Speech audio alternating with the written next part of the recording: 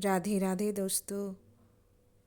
मैं अब अध्याय 2 के भाग 5 के आगे का भाग रखती हूँ।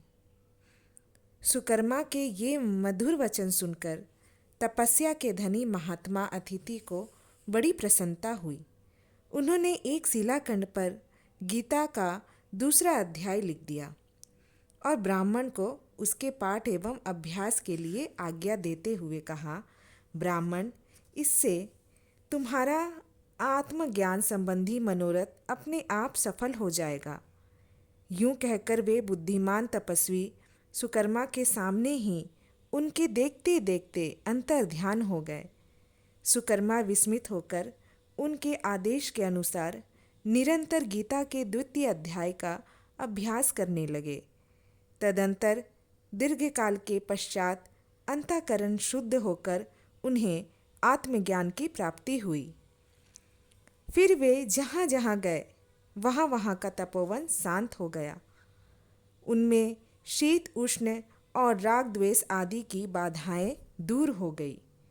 इतना ही नहीं, उन स्थानों में भूख प्यास का कष्ट भी जाता रहा तथा भय का सर्वथा अभाव हो गया। यह सब द्वितीय अध्याय का जप करने वाले सुकर्मा ब्राह्मण की तपस्या का ही प्रभाव समझो। मित्रवान कहता है, वनराज के यूं कहने पर मैं प्रसन्नतापूर्वक बकरी और बाघ के साथ उन मंदिरों की ओर गया। वहां जाकर शिलाखंड पर लिखे हुए गीता के द्वितीय अध्याय को मैंने देखा और पढ़ा। उसी की आवृत्ति करने से मैंने तपस्या का पार पा लिया।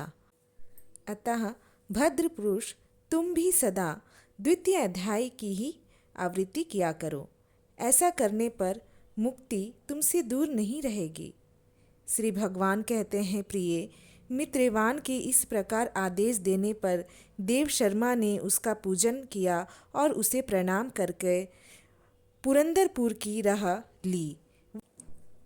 वहाँ किसी देवालय में आत्मज्ञानी महात्मा को पाकर उन्होंने यह सारा वृतांत निवेदन किया और सबसे पहले उन्हीं से द्वितीय अध्याय को पढ़ा। तब से उन्होंने प्रशंसा के योग परम पद को प्राप्त कर लिया।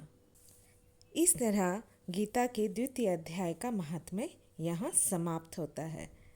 इसे जो भी सुनता है या सुनाता है या कहता है, भगवान उसकी सारी मनोकामना पूर्ण करते हैं और उस पर आशीर्वाद हमेशा प्रभु की बनी रहती है।